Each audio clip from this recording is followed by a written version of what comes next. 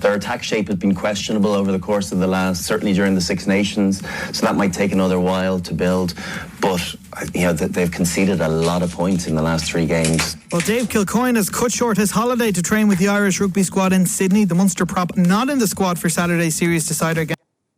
He was travelling nearby and invited to make up the numbers for training. For offtheball.com sport on 98 FM with Captain America's Cookhouse and Bar. Great food, kick-ass cocktails and rockin' music. I'm Darren Cleary. 98 FM weather with VideoDoc. See a GP online for medical advice. Download the app. Videodoc.ie. Cloudy with some patchy drizzle today. A few sunny spells in the afternoon. Top temperatures of 22 degrees. Right now it's 13. 98 FM's Big Breakfast with Cooper and Luke. Back tomorrow morning from 6. Only on 98 FM. The following show is controversial and contains content you may find offensive. Listener discretion is advised. 98 FM. This is 98 FM's Dublin Talks with Adrian Kennedy. It's Tuesday morning, Tuesday, the 19th day of June 2018. And how are you this morning? I hope everything is good with you. Between now and midday today, this is Adrian Kennedy. And this is 98 FM's Dublin Talks, the mid-morning talk and phone-in show for Dublin, by Dublin, about Dublin. It's everything to do with Dublin. That's why we call the show Dublin Talks. In a moment, it's the story that has the world talking and debating at the moment. The US government separating children and parents who try to smuggle them into the country. There's murder over this. We'll talk about it in a couple of minutes. Also going to be talking about the fact that it was quoted in some of the newspapers today that the door is open for the possibility of Paddy Jackson to return to playing Irish rugby again. We'll deal with that a little bit later on. At 11:15, we're going to be asking, we're going to be hearing from a married man who's in a very sticky situation with his wife. He'll be sharing his story with us. And it's a debate that I know a lot of households have at one stage or another. Do you or don't you? I'll explain what that's all about a little bit later on. All that and much more between now and midday today. This is 98 FM's Dublin Talks. I'm Adrian Kennedy, and that man there is our series producer, Mr. Jeremy Dixon. How are things? Everybody okay? Everybody's good, yep. Did you all watch the England match last night? I did, and well done to England. Yeah. And I was given out to for saying well done to England. Who gave out to you? People. People have an issue with congratulating England on their 2-1 win. Now, they barely deserved to win. It wasn't a particularly... Well, the first half hour was okay, but they barely deserved to win, but they did deserve to win because they were the better team. Yeah, against Tunisia. Yeah. Who are seeded, 20 in the world or something like that. But anyway, I just can't understand for the life of me. I'm quite happy to congratulate them. I thought it was a deserved win. Harry Kane, 2 goals, brilliant, well done. 2 sitters. Yeah, but why? The ball was just... No, I know that. But The goal. Why are people not supporting the England team? They are. I think the majority are. Are they though? Yeah, I think they are. No, I don't think so. When you were away, we were discussing this about who you're supporting, who you're going to support in the World Cup, and a lot of people actually did. I think we've moved on. And we've become more mature as a society. And I think we're now, 20 years ago, no. But I think now we're at the point where the vast majority of people who are watching the World Cup at the moment, there's 2 kinds of people at the moment. There's people who are watching the World Cup and people who are watching Love Island. Okay, yes, separated. Yeah, okay, it's either World Cup or Love Island. Yeah. If you're the Love Island group, you are a sad individual, ridiculous. Hang your head in shame. Okay, I haven't seen any of them, but yeah. But I think the vast majority, now maybe I've got it completely wrong, I think the vast majority of Irish people who are watching the World Cup are actually rooting for England. But here, let me I don't want to see them win the World Cup. Yeah, because that'd be unbearable. I don't want to see them win it, but I'd like to see them doing quite well because they deserve to do well. Remember, England was invented, football was invented by the English. Yeah. They did invent it. Yeah. So it'd be nice to see them do well in the sport that they invented. Well, I'd be very curious to know, are you supporting England? Just text yes or no to 0877 98 98 98. Now, I'm not in this tournament, yeah? I'm supporting Switzerland. Well, I always support Spain. Spain are my country. If Spain are playing England, I'll go for Spain. But I think we should always support a European team first anyway. Yeah, well, I'm supporting Switzerland. Only because that's where you make all your dodgy money. It's not dodgy. But it is dodgy. No, but I go to Switzerland a lot, and I like. I'm supporting. Is the it Swiss traceable team. by the revenue? Yeah, of course it is. It's not, because it's not in the EU. It's not in the EU. You're grand. Anyway, it's not even euros. Shut up. What's the currency of Switzerland? The French, the Swiss franc. Not even the same currency. You're grand. Anyway, the point I'm making is, so I'm supporting Switzerland. That's what I decided a couple of weeks ago. Yeah, grand, and they drew 1-1 against Brazil. Fantastic. But I want to find out if anybody is supporting England. We all are. I don't think so. I think we are. Text yes or no to 0877 98 98 98. 0877 98 98 98. Are you supporting England in the World Cup? In other words, do you want to see them go all the way and win World Cup 2018? No, that's a stupid question. No, it's not. If you're supporting them, you're supporting them. Yeah, that's the thing. But it's kind of like when you break up with your girlfriend, yeah? Yeah. You want to see her move on. But you don't want her to end up with someone who's nicer than you are. There's nothing worse than when you spot your ex-girlfriend. You're either supporting England or you're not. And if you're supporting England, then you want to see them go all the way and win the World Cup. Okay? So just text me yes or no. So if you broke up with your wife, would you like to see her ending up with George Clooney? No, you wouldn't. You want her to be happy after she's left you. Yeah. But you never want your ex to be with a better looking fella than you. It's true. Text yes or no to 0877 98 98 98. Are you supporting England in the World Cup? In other words, do you want to see them go all the way to winning the World Cup in Russia in a couple of weeks' time? Yes or no to 0877 98 98 98. Because I don't think there are many. I think there are some that might have watched last night's match and, were happy enough that they won. See, I think it's a shame that an England team has never got to pick up that World Cup. They did in 1966. No, it wasn't the same cup. Oh, yeah, it was the old weird looking thing. Yeah. It was like a half-chewed Mars bar, the old World Cup, wasn't it? It was. It was a ridiculous looking thing. But an England player has never touched the World Cup. And I think it's quite sad, isn't it? Because they invented the game. That'd be like, what have we invented? What have the Irish invented? What have we invented? Hurley. Yes, we did. Hurling. It will be like Cambodia being the world champions in hurley. How would we feel? Hurling. I-N-G, not Hurley. Is it not hurling? Yeah, I-N-G. No, but can you imagine if Cambodia were the world champions in hurling? Can you imagine that? How that would make us feel? That nobody plays hurling outside Ireland except Irish people. Yes, they do. Yeah. Hurling is huge in Cambodia. Huge, massive.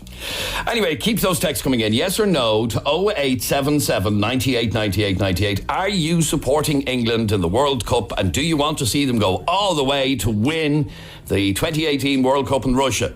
Now, the only problem with that is we won't stop hearing about it for the next 60 years. Yeah, but we're the same. Irish people are gas. We're the same people who still go on about Ray Houghton scoring the goal against England in 1988, which didn't win us the World Cup. It didn't win us anything. It was just a man. It was just a significant goal. It was just a man scoring a goal with his head, and we still go on about it. Like, how pathetic are we? We're a pathetic race, actually, aren't we? Pathetic. Anyway, keep those texts coming in. I'd like to talk to somebody who is actually, I want to talk to somebody because I don't believe this person exists. Yeah, who is living in Dublin? So if they don't exist, how are we going to talk to them? On the vague possibility. Okay, vague possibility. That isn't English, because I just got a text there from somebody saying I'm English, so obviously I'm supporting England. Yes, obviously. Yeah. I want to talk to somebody who isn't English, who's Irish or Polish or whatever, who is supporting England to win the World Cup, because I don't believe that person exists. I don't believe that person is listening to us. Really? Yep. I mean, you say we're over it. I don't believe we are. I don't believe, even though we support English soccer clubs, United, Liverpool, Chelsea, whatever, we do not want to see England win the World Cup. Find me that person. Me? You want to see England win the World Cup? No, I want to see them get to the final and maybe go 2-0 up and then be trashed 7-2 or something. See, nobody wants to see them winning. Yeah, I know. I get you. Okay. We can come back with the results of that poll in a moment, because we have a serious issue that's all over the news, Adrian, and it's my God, it's really divided opinion, hasn't it? And this is all to do with what is happening at the US-Mexican border now. I know some of you are saying, well, what has that got to do with us? Well, I think anybody that has a heart, anybody that has a child, anybody that has any bit of humanity about them will have an opinion about what is happening in the US at the moment. Now, for those of you who are living under a rock and you don't know what is happening, I'll give you the background at the moment, and then Adrian's going to play you some audio from the US government. Okay, here's what's happening. This has been happening for donkey's years. There is a border between Mexico and America, and every year tens of thousands of people try to cross that border illegally into America for a better life. Have you ever been to the Mexico? No, I haven't. No. The Mexico-US border. A fascinating place to be. I got stuck at it, by the way, before. Across the border by mistake, and they wouldn't let me back into the States. But the security at the Mexican-US border is unreal. And Americans spend billions every year trying to keep Mexicans out of America. Basically what the Mexicans are doing is they're trying to get into America for a better life. Now, you'd swear Mexico is a third world country. There's nothing wrong with Mexico. It's the most violent country in the world. There's more shootings in Mexico it's a dangerous per head place, of population than anywhere else. So over the last, as long as we've been alive, people have been trying to break into America from the Mexican border.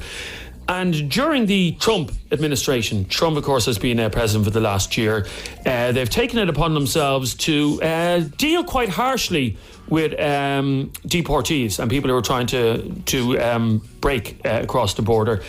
And over the last couple of weeks, this has really come to the forefront of the news in the world, because what's happening is families, so say a Mexican family with 2 children, decide, I want to go to America for a better life, so I'm going to try and smuggle myself and my 2 kids into America from Mexico. And they, I don't know, whatever they do, they get a boat and they go across the Rio Grande River and they try to break into the States, and they get arrested. What is happening right now in America is when these families are being arrested, the parents are being locked up in an adult prison because they've broken the law. It's illegal to try and break into America. And the children are being separated from the parents and being put in sort of holding cells, I suppose they're called. And there's worldwide condemnation of this. Melania Trump spoke out about it yesterday. Laura Bush spoke out about it as well. And everybody is disgusted by the photographs. There's one photograph here, Adrian, I want you to have a look. This is a photograph that's in the news today that's causing a lot of distress.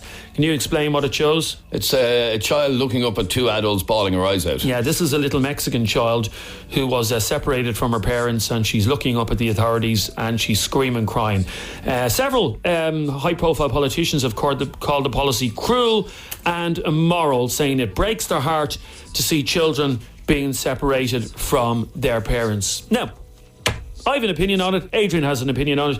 You're probably not going to like my opinion, and you're probably going to like Adrian's opinion. And before we give our opinions, I want to hear from you, to hear how you feel about this. Everybody is talking about it. Have a listen to the audio. This is the head of Homeland Security for the US, and she's got a lot of grief. She gave a statement basically explaining why the US is doing what it's doing. Have a listen to this. We do not have the luxury of pretending that all individuals coming to this country as a family unit are in fact a family. We have to do our job. We will not apologize for doing for our job. We have sworn to do this job. This administration has a simple message. If you cross the border illegally, we will prosecute you. If you make a false immigration claim, we will prosecute you. If you smuggle illegal aliens across an extraordinarily dangerous journey, we will prosecute you. But I have also made clear you do not need to break the law of this country by entering illegally to claim asylum. Okay, that's what was said yesterday. What's her name? Yes, she is the Homeland Security. Kirsten Nielsen is her name. So there's no doubt that she is, and she was an immigrant to the country, or her parents were at one stage. At some stage, yeah. That's not a typical American name, but that's what Kirsten Nielsen is saying, that if these American parents decide that they want to smuggle Mexican, if they want to smuggle their kids and take the risk of smuggling their kids into America, you're going to be arrested and you're going to be separated from your children. That's what's going to happen. It is absolutely vile to split parents and kids up. You see that photograph of that young child, she knows nothing in her world except her mammy and daddy. Mammy and daddy have been taken off and arrested, and that kid is put into a holding cell with other kids in the same situation. It's vile. Why can't they put the parents and the kids into the holding cells? Because the parents have listen, I want to I want to hear your opinion on this. My opinion doesn't matter, and I may not even give my opinion because it'll only upset people. My wife isn't speaking to me at the moment because we have. Yeah, she's right. Because your opinion is disgusting. You think it is acceptable, and you as a father. Sorry, don't put opinion. I haven't given you my opinion. I know your opinion is obvious. You as a father think it is acceptable to split parents and children up. No, I don't. To throw children into a holding cell with other kids who they don't know, and the only thing they know in their world is their mammy and daddy. And you think it's okay to split them up? I don't think it's acceptable. I'll give my opinion in a few moments. I want to hear from your opinion. I want your opinion. So text or WhatsApp us 087 798 98 98. 087 798 98 98. And by the way, there's a photograph doing around on Facebook at the moment that everybody's getting upset about, and it shows a Mexican child in a cage crying. That photograph is fake. It was staged at a protest. That is not a real photograph. So if you're going to get upset about it, at least don't use fake news, okay? Okay, let's come back to that in a second, okay? 6797 981 is our telephone number. Text or WhatsApp us 0877 98 98 98. Now, let's go back to the World Cup for a minute. England beat Tunisia 2-1 last night. It was an alright match for the first half hour and then became boring. But we were asking, are you supporting England to win the World Cup? Obviously Ireland isn't in it this year, so you'd like to latch onto a team and support them all the way through. And let's be honest, if it was Wales, we'd probably support them. If it was Scotland, we'd all be supporting them. Yeah, but England is different. Keith, are you English? No. Are you Irish? I hope so. And you are going to be supporting England? Oh yeah, sure, why not? Yeah. Okay, At the end of the day, we all support Premiership clubs. So what club do you support? I'm a Liverpool man. Okay, you're a Liverpool man. And now Jordan Henderson, of course, is a Liverpool man and plays for England. So it would be a bit hypocritical for you to cheer Jordan Henderson on when he's wearing a Liverpool jersey, and then when he puts on an England jersey, which is only a slightly different coloured red, by the way, last night. To say, oh, Jordan Henderson's a dick. No, you can't do that. You can't, and I don't understand why lads go on like that. I hate the English. I hope they get beat. I hope this lad gets his leg broke. I think it's disgraceful. At the end of the day, if you're willing to support them in an English Premier League or Championship, what's wrong with them in the but these people are usually the same fools that have Chucky or Law tattoos on their arms. That's the kind of breed. Exactly. That's not the breed you're talking about. But let me ask you, Keith. And this is the crux of the matter. When I was in Switzerland at the weekend, I've said I'm supporting Switzerland. I have a lovely red Swiss jersey now, that I got in Switzerland. There at the must weekend. be brown envelopes going on there. No. You're supporting Switzerland. Right. What's going on? I have a lovely Swiss jersey. You probably have a Liverpool jersey, Keith, yeah? I do, plenty of them. Okay, have you got an England jersey? No. And I won't wear an English shirt because I'm not an English man. Yeah. Well, I'm not Swiss, but I got a Swiss jersey at the weekend. Yeah, that's understandable. Yeah, I understand that. But at the end of the day, I'm an Irish man. I wear an Irish jersey. I'm not an Englishman. I wouldn't even wear a Swiss jersey, a Welsh jersey, Brazilian jersey, because I'm not that nationality. Well, that's interesting because Keith, before we went on holidays last month, we brought my young fella into Dunn's to get some clothes. This is going to make me sound like a hypocrite, but we wanted to get him clothes for his holidays. Yeah. And Dunn's are doing a great selection of cheap football kits at the moment, and they had the English kit in one of the shops, and he wanted the English kit, and I said no, and then we went into Dunn's and we got him the Brazil kit. So my young fella's walking around in the Brazil kit at the moment, but I wouldn't be happy with him wearing the English kit. Why though? I don't know. Yeah. Why won't you be Walker's Crisps, Adrian? Because there's an English flag. Because there's an English flag on it. I did say that before. Okay, you did. All right, at the end of the day, lads, I just don't sorry, Keith. What is the difference, though? What is the difference between proudly wearing your Liverpool jersey, and I'm sure you were wearing it a couple of weeks ago when the Champions League final was on, I was indeed, yes. and wearing an England jersey? What's the difference? Well, Liverpool is a city in England. Exactly. Yeah, no, you're right. Yes, but again, as I say, that's club football, national football. I'm an Englishman. I'm an Irishman. I'll only wear an Irish jersey. I'm not an Englishman, but I wear the club colour of Liverpool. Right. You do see the hypocrisy, though, don't you? I do, I do. Yeah, but it's like Adrian, I watch Coronation Street, I don't watch Fair City. Well, you're an idiot. Yeah. Oh, yeah. Okay, thanks, Keith. And finally, Keith, do you want to see them win?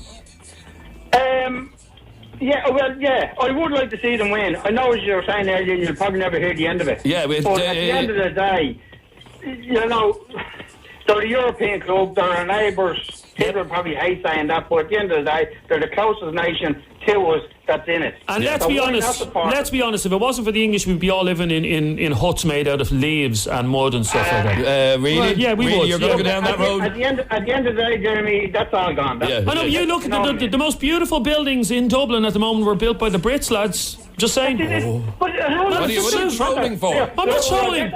Jeremy, you're getting off the subject now. Just saying when you... You know, forget about all that. That happened years and years ago. Hang on, hang on. When you walk up by Fitzwilliam Square and all those lovely Georgian houses were built by King George of England. Well, he didn't actually personally build them. No, he didn't. Hang on, I'm just going on here online to order English jersey. I'll buy you a birthday present. They're very expensive. A belated birthday present. No, I was looking at them. I was looking at them. Very expensive. I'm going to order it for you. Lauren, the red one. Give me the red one's gorgeous. The red one's nice, actually. Yeah. Lauren, you're on 98 FM. Hi, Lauren. Good morning. Good morning, Lauren. How are you? I'm good. Now, Lauren, your partner is supporting England to win. Yeah, he's the last World Cup as well. He supported them. They win the last World Cup, weren't they? We were arguing about it at the last time, like, you know. But he's like your man Keith. He's a Liverpool supporter and he's a big football fan, a big Premier League fan. And he said, why would he not be supporting the players that he follows? Like, you know what I mean? And he absolutely wants them to win. Yeah, and I get that, and at least he's not being hypocritical. In that but it's caused a bit of an argument, has it? Yeah, no, when he was cheering for them the last time, you're not to be cheering the house for England, like, you know. Oh, really? And why does it bother you? Because I don't know, because Ireland aren't there. Ireland aren't in it this year. No, but I don't know, I just never have supported England. I just never would. Like, I'm not. You know, I was supporting Liverpool, but I wouldn't follow them the way I used to follow them. But it's just the England. No, I wouldn't. No. You just couldn't bring yourself to? No, I just couldn't. No. And is that a Republican thing or what?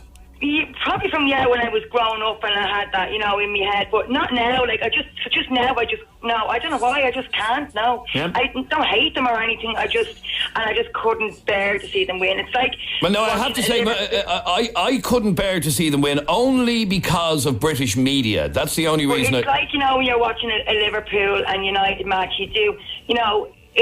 Anything but and United, say I support Liverpool and watching United playing anyway, you just want to see them lose no matter what. It's like that with England. I just want to see them lose, like, no matter what. It's very similar. It's very similar in radio, Lauren. I have friends that work in all other radio stations, and every 3 months when the radio ratings come out, they always text me and they say good luck in the ratings, but you know deep down they don't mean that. They don't mean it.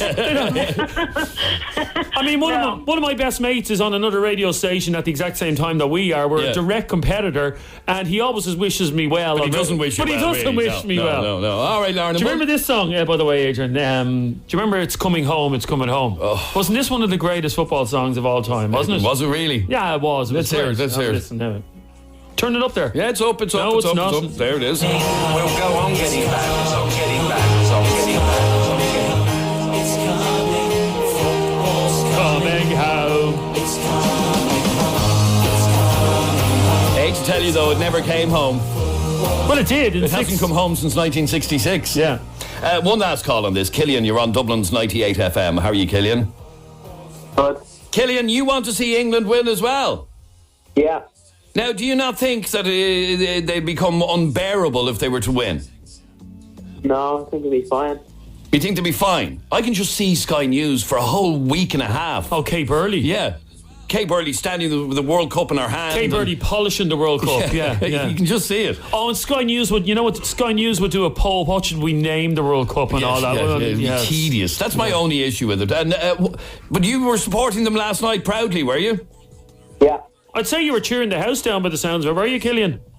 Yeah. Yeah, roaring the house down. I'd say it was some atmosphere in that gaff, Adrian. What do you think? I can hear the atmosphere. Anyway. I'd just be thankful the gaff you live in is because of the Brits. Just be thankful. All those houses were built, Adrian, under the British Empire. My house wasn't. What? My house wasn't. No, yours was one of the newbie houses. Anyway, we're going to take a very quick break. What's the result of the poll? Oh, yeah, let's see the result of the poll. So the question that we asked you was, are you supporting England to win the World Cup? Not were you supporting them last night in the match against Tunisia, but are you supporting them to win? Now, while he's conducting that, let's hear this song again, because it's a gem of a song, isn't it? Down through the years, but I still see that tackle by Moore when Lineker scored. God, the singing in that is appalling. But it's English singing.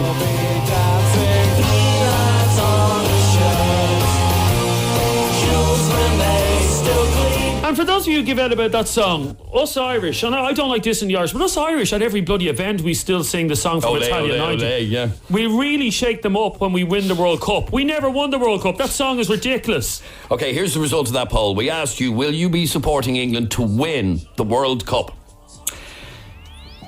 Interesting, actually. 53% of you said no, but 47% of you said yes, so that's a quite sizable minority. 47% said yes, 53% of you said no. So that's fairly good support for the English team. We'll take a quick break. We're going to come back to this Mexican border thing straight after the break. Don't go away. The sound of the city. 98 FM's Dublin Talks.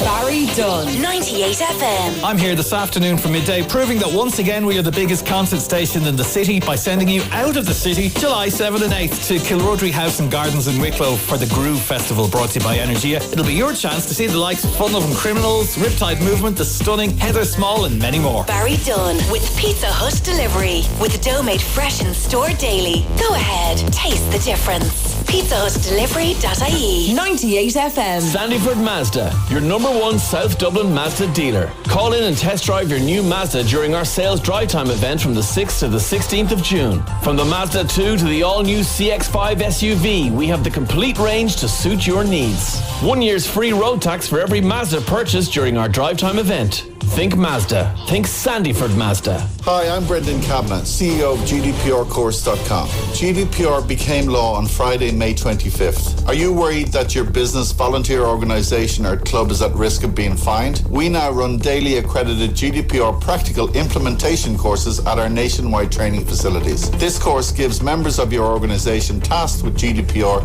the practical tools to implement and maintain GDPR compliance. Don't get ripped off by expensive consultants. Go to gdprcourse.com. Put the brakes on searching for car insurance yourself. Visit chill.ie, get your quick quote, and you're away. Chill Insurance Limited, trading as Chill Insurance, is regulated by the Central Bank of Ireland. If you watch soaps on TV, then you must have a TV licence. It's the law. That's just one of the terms and conditions of life in Ireland. Other terms and conditions may include an unwavering fascination with the unlikely love lives, blackmail, jealousies, and will they won't they moral dilemmas of unqualified doctors, publicans, and garage owners living here, the East End, and everywhere else. Which is basically a way of saying that if you like watching soaps at home or at work on TV, but don't have a TV licence, you're looking at real drama. So get yours at tvlicence.ie or at any post office. Brought to you by the Department of Communications, Climate Action and Environment. Connor could cook 3 dishes. Beans, toast, and beans on toast. He also made a mean microwave popcorn. But last month he helped 5 people rent out their property with Sherry Fitzgerald, and another 6 the month before that. You may not recommend him as a chef. But as a letting agent, he has exceptional local knowledge and really cares about getting the best outcome. Sherry Fitzgerald, the agent you'd recommend to a friend. Letting your property? Visit sherryfitz.ie. A train approaches the platform. For you, it's just the 12:20 from Galway. But for your little one, it's come from the North Pole. Cowboys and Indians are fighting on the roof. In the back carriage, wizards on the way to wizard school. And when it stops and you step on board, it could take you anywhere. Rediscover the joy of the train. Great fares for all the family at irishrail.ie. Aiken Promotions present Boyzone. Thank you and good night. The Farewell Tour 2019. January 24th, 3 Arena. Tickets from 4405 go on sale this Friday at 9 a.m. It's only words, and words are all I have. in association with The Star and Dublin's 98 FM. 98 FM's Dublin Talks. With the new look Des Kelly Interiors. For even more choice in wood flooring. 98 FM. It's Tuesday's Dublin Talks. This is 98 FM. I'm Adrian. That man there is Jeremy. Now, let us go back to what we were talking about Mexicans crossing the American border. A lot of people upset about being this split up from their children. And anything that, see, it's a motive. Anytime you see a photograph online of a child crying on its own, obviously it's a motive. But you have to deal with the facts here. You have to deal with the facts. You have to deal with the fact that there's around 12 million undocumented Mexican immigrants in America. There's also loads of undocumented Irish. Not 12. I don't think it's only Mexicans. Not 12 million of us. No, but there are an awful lot of undocumented Irish. Lisa, you wanted to get in on this. How are you? Hi, Now, Lisa, what did you want to say on this? Adrian, I just think it's sickening. I understand that, there's false flags all over social media, photographs that are used wrongly, But the facts speak for themselves. At the end of the day, it's utterly inhumane to remove a child from its mother or father. Absolutely. At that age, It's also, sorry, Lisa, it's also inhumane to try and smuggle your child across the border illegally. Jeremy, I don't know how that's inhumane. When you're in that situation, come back with that. I couldn't agree with you more, Lisa. But you're not in that situation either, Okay, Lisa. we have people who have arrived in their droves over the last 10 or 15 years into Ireland seeking asylum, and what happens to them? They get put into what we call reception centres. No, that's the difference, guys. These people are not seeking asylum. That's the difference, and they've been. Seeking no, they're not. No, Lisa. Some of them are. Some of them are. No, that's fake news. That's fake news. No, it's not. No, that is fake news, Lisa. So ridiculous. No, Lisa, deal with facts, or let's not discuss this at all. They are not seeking asylum. Some are. I'll give you a fact, Jeremy. I'll give you a fact. One lady came across, eventually made her way from the Democratic Republic of the Congo, right? She immediately sought asylum and was approved with her application.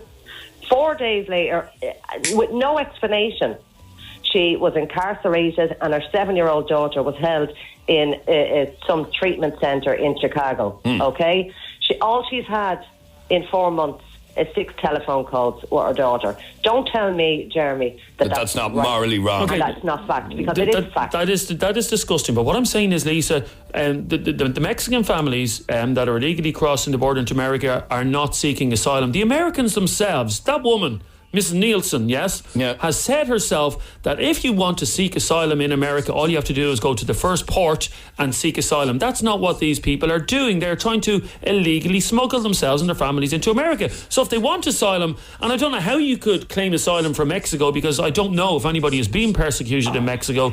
We're talking about Mexico here at the moment, Lisa. That's what we're talking about. But we're actually not. So we're actually talking about the American government having a deliberate policy of separating parents from their children and shipping the children off into reception centres while mammy and daddy go to prison. It's disgusting. It's disgusting. So you agree then? No, I'm not. What I'm saying is why are the parents trying to smuggle their kids? Because they want a better life.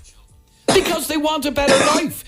The highest murder rate on the planet is in Mexico. Would you want to live there? No. You might have been to Mexico to the lovely posh tourist resorts, but try live in the ordinary slums. It's not a great place to be living. And we all want a better life for our children. Yeah, of course we do. So why would you be condemning parents who are taking a chance? What the point I'm trying to make to Lisa is, these people are economic migrants. They're not asylum seekers. I don't care what they are. Yeah, who cares? I actually do not give a shit what they are or what they've done.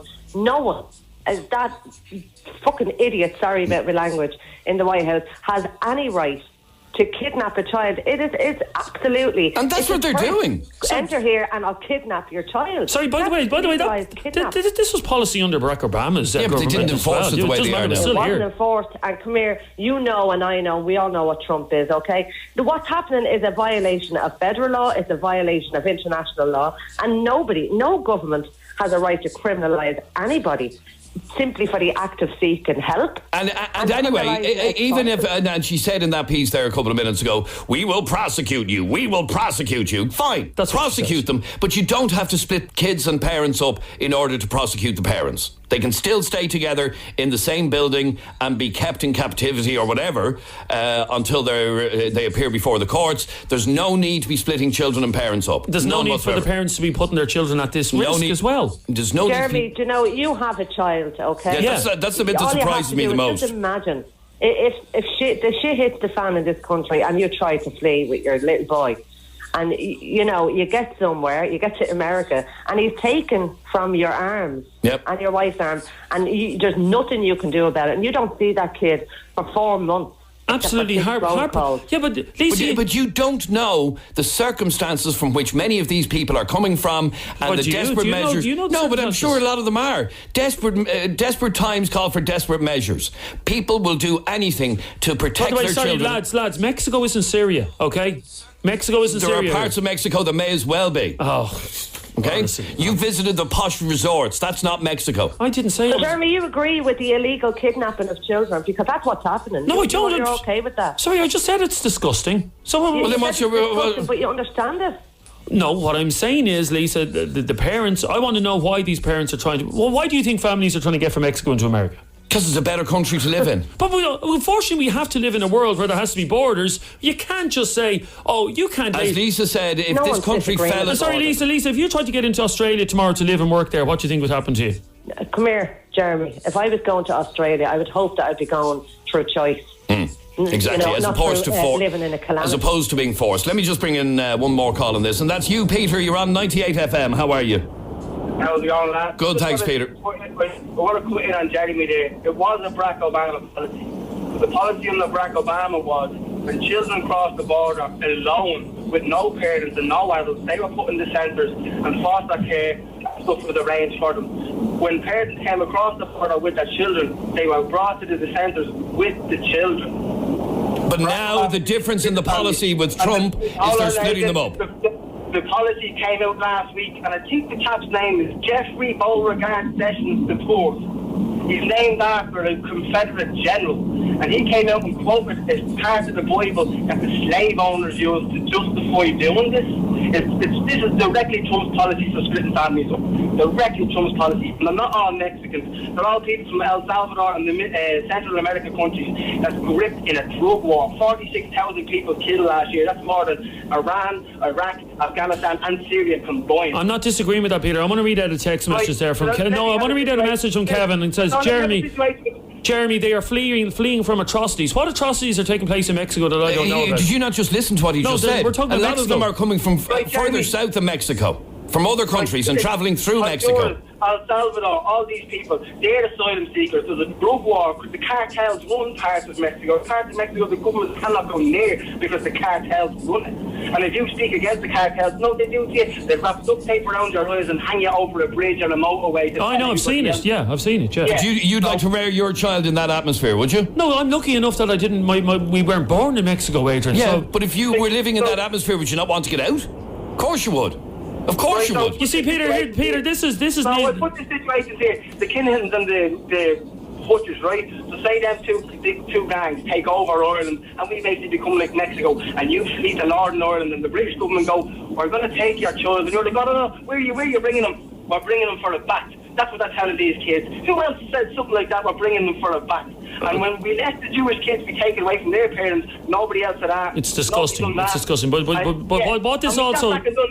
When they came for the Jewish kids, everybody sat back and done nothing, and now this is the same situation. This is like 1940s Germany. Okay, what this also screams of me, and this is something a word we only came up on the show last week, is NIMBYism, and this is typical not in my backyard attitude. We can all condemn what the Americans do, and we can condemn Trump. Isn't it great that we can do that sitting from our own living rooms and stuff like that? We don't have to deal. Well, can I just tell you? We don't have a border, by the way. We don't have a border to anybody else, to any other country. We will have eventually. There's nobody going to be fleeing the North, Adrian, to come down to Ireland. There's nobody going to be smuggling kids across the border at Newry. So relax. Aren't we lucky though? The point I'm trying to make is, isn't it well for all of us that we can sit here in our lovely, cosy country of Ireland and give out about what the Americans doing? It's NIMBYism, not in back. And the same with Lisa. Lisa, you'll never have to worry. Would you take in a Mexican family into your house? No, you wouldn't.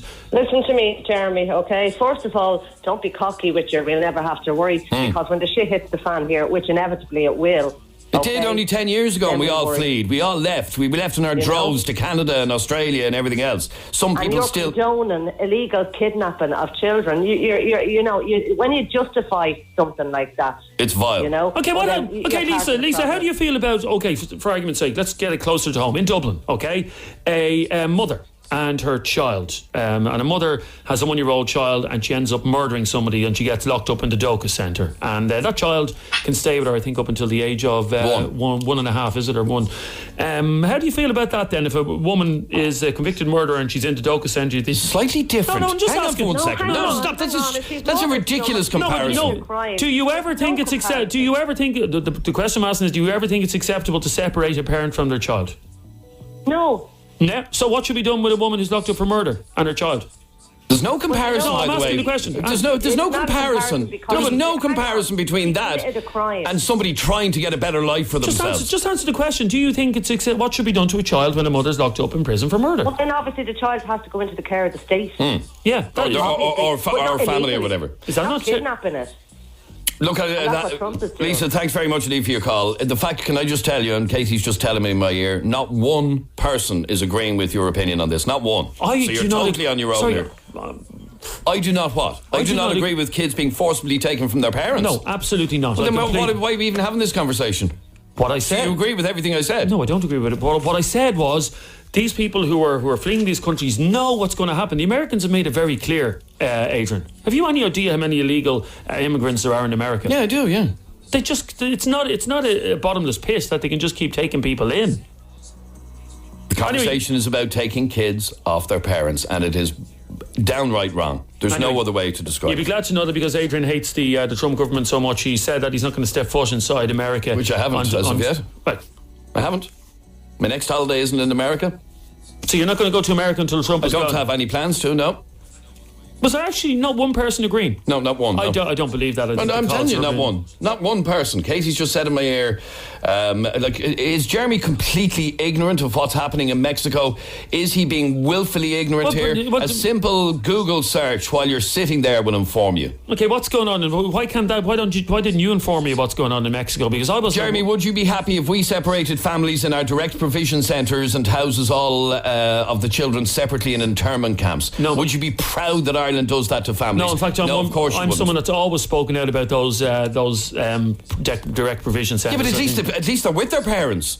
Yeah, but they're still living in disgusting conditions in those days. They're not actually as bad as people think. Anyway, it's all NIMBYism. You can all sit there and give out about what Americans doing and all that, but you'd be the first people who'd be on this show moaning, absolutely moaning, if a house in your housing estate was given to a Mexican family over an Irish family. You'd be on Facebook and you'd be ringing this show saying Ireland first, put Irish people first. You're all hypocrites. Hang on. Not one person would agree with taking a child away from its parents when the parents come into this country. Thanks for having that child. Good luck. We put them into... And I can't say this enough times. I think it's disgusting to separate children. Well, then why are we even having this conversation? Because the parents know what they're doing by trying to get into America. Well, then you're condoning what the government in America are doing. No, I don't think they should separate them, but they need to come down hard on these people. No? Or just let them all in. This is 98 FM's Dublin Talks. I'm Adrian Kennedy. We're here until midday today. Now, on the way after the break, I want to talk to you about a dilemma that was brought up following our conversation yesterday on loneliness. If you were listening to the show yesterday, it was a very interesting conversation, actually, about loneliness. But I got a message yesterday afternoon from a guy called Barry. And here's what Barry said, and I'd love to get your opinion on this on 6797981. I was just listening to your show about that woman, Maureen, which myself and my wife found very interesting because we are having a similar problem.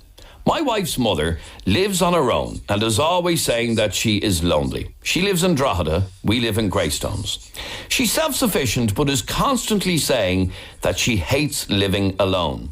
My wife has suggested that she moves into our house. We have a converted garage that is a spare room. I've told her that this will not work, as will put pressure on our marriage. I've a lot of time for my mother-in-law, but moving her into our house would be a disaster. My wife says I'm heartless.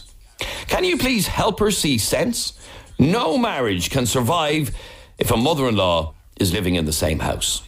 And that's from a guy called Barry. And that was sent to us yesterday afternoon after our conversation about 70-year-old Maureen, the Dublin woman who is extremely lonely and so on. You may have heard that yesterday. But anyway, this guy Barry is having the exact same problem.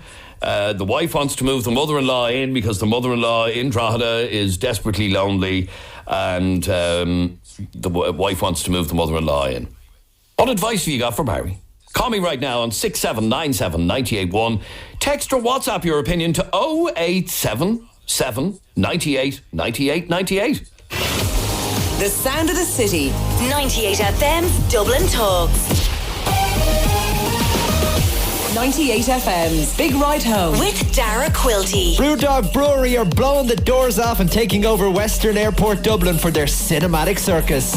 Live music, street food, open-air movie screening and performances from the outrageous Circus of Horrors. Join me, Dara Quilty, today from 4 for your chance to win tickets. 98 FM's Big Ride Home with the Tesco Community Fund. Nominate a cause to take part in your local Tesco store today. 98 FM.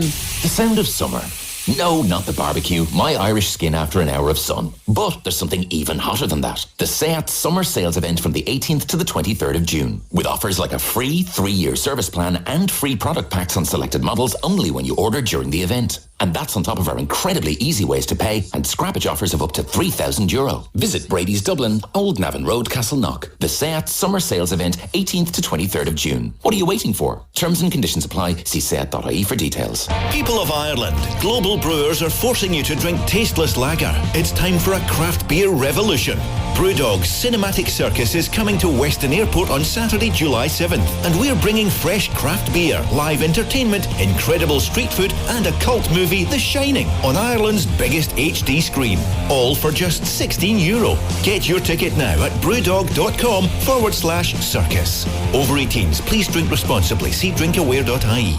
I've never made a claim before. Don't worry, this is the first time for you, but I deal with these kind of situations all the time. Okay. My name is Steph, and you can deal with me directly for any issues you have. Thanks so much, Steph. In the real world, it's better to speak with someone you know.